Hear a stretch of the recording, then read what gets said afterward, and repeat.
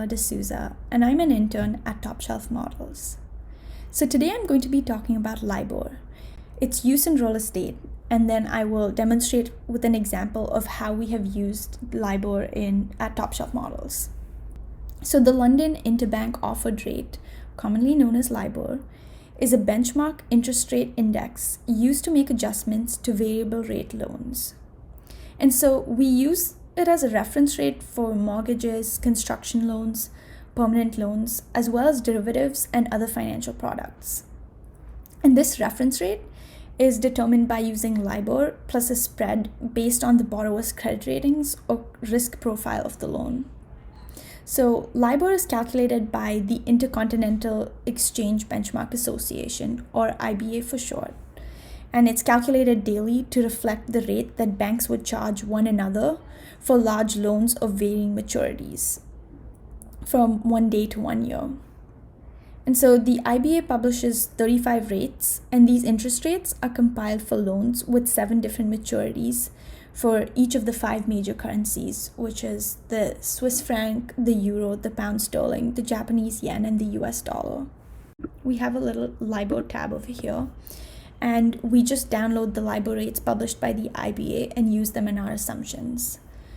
The 1-month Libor rate is the most commonly used one in financial modeling for private equity investments. So focusing on the example, I'm demonstrating by using this multifamily development template from Top Shelf Models, and we're going to focus on the permanent debt assumptions tab over here.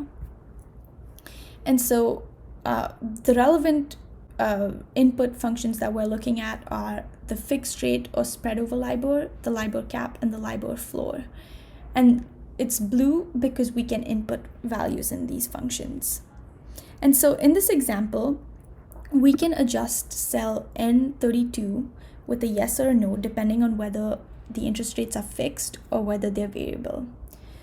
So if I put yes in this tab, in this cell over here, then input the fixed rate into cell N33.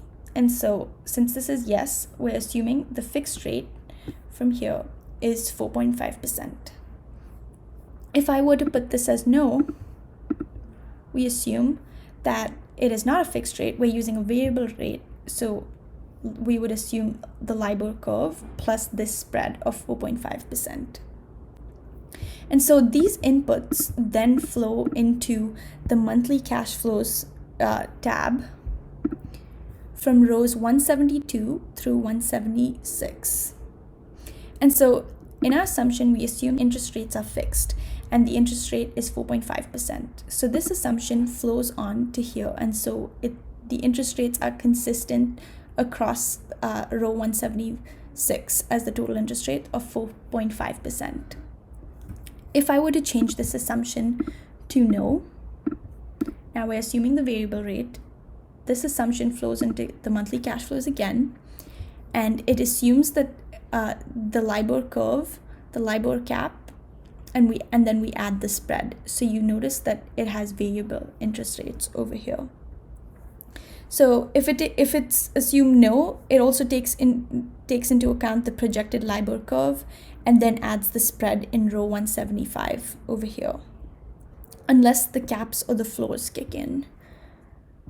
And so this is just an example of how we use it for permanent debt assumptions, but we can use it for refi debt assumptions, construction debt assumptions as well. And so in conclusion, the Libor is the most commonly used short-term interest rate by lenders to determine fixed or floating interest rates. And since it's published by the IBA, it is standard across all financial lenders, and hence this is an accurate benchmark. Thank you.